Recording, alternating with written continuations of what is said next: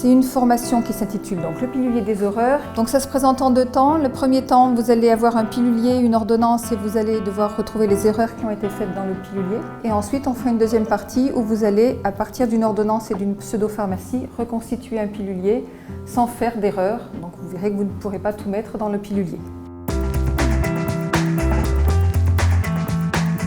Le but de cette formation n'est pas de leur apprendre à être infirmiers. Normalement, c'est des choses qu'ils doivent maîtriser.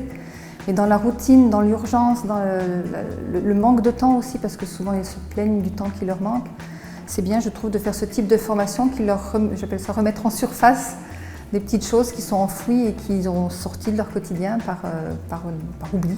Faut laisser l'opercule et faire en sorte que ce soit visible ce que c'est dessus, parce que là on ne voit pas ce que c'est. On ne met dans un pilulier qu'un médicament identifiable et vous ne les déblisterez qu'au moment de l'administration. On a décidé de former l'ensemble des infirmiers du GHR-MSA, ce qui représente environ 1000 personnes.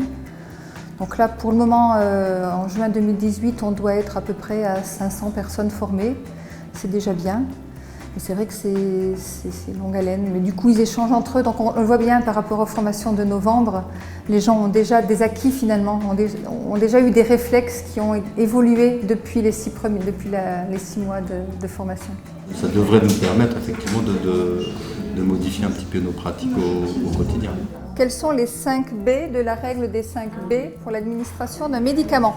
Bon patient, bon médicament, bon usage, bonne heure, bonne voie d'administration. Bon moment et bonne voie d'administration. Tout à fait. Si on se trompe de patient, c'est dramatique. Et si on n'a pas le bon dosage ou la bonne forme ou la bonne voie d'administration, le médecin ne pourra pas interpréter la clinique du patient telle qu'il le devrait. Le message à leur faire passer, c'est qu'il faut être très vigilant, même si c'est quelque chose d'ultra routinier, que la voie orale à l'hôpital, on se dit « Mon Dieu, c'est des comprimés, c'est pas forcément important, ce sont les médicaments injectables qui sont notre priorité ». Non, il faut être vigilant sur toutes les étapes du circuit du médicament et l'administration, c'est quand même le dernier maillon avant le patient, donc il faut être toujours très vigilant.